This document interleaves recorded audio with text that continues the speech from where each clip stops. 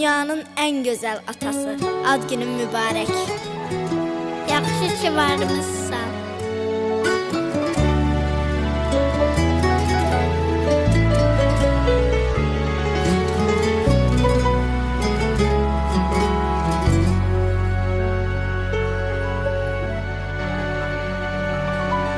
Sen benim her zaman dönmez gürürüm.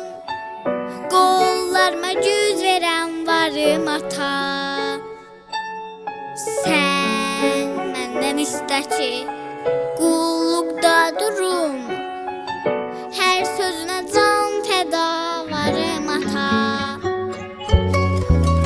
Zəhmətimi çəkmisən ötübüllərim,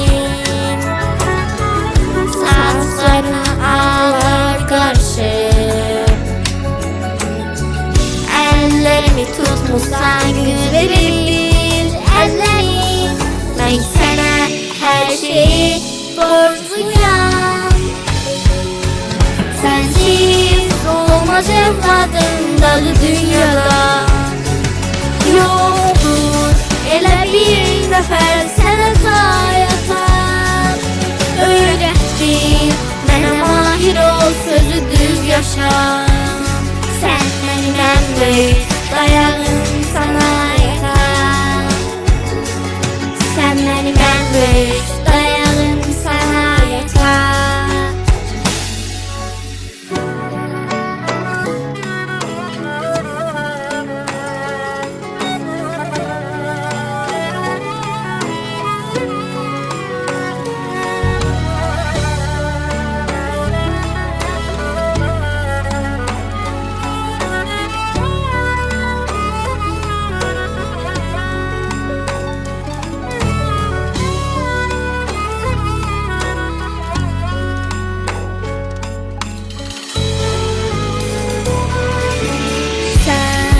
Başımın tacı, hikmətli səsi, doğru yolu göstərən çırağım ata.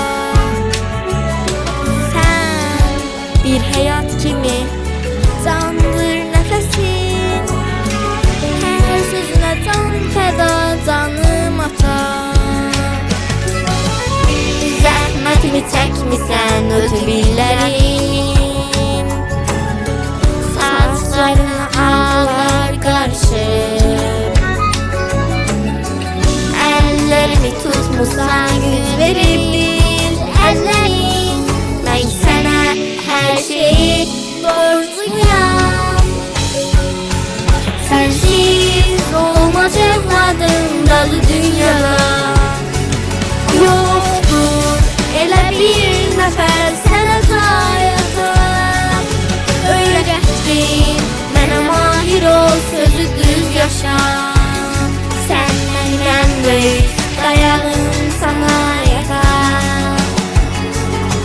Sənsiz olmaz evladım dalı dünyada. Yoktur elə bir nəfər sənə sayatan.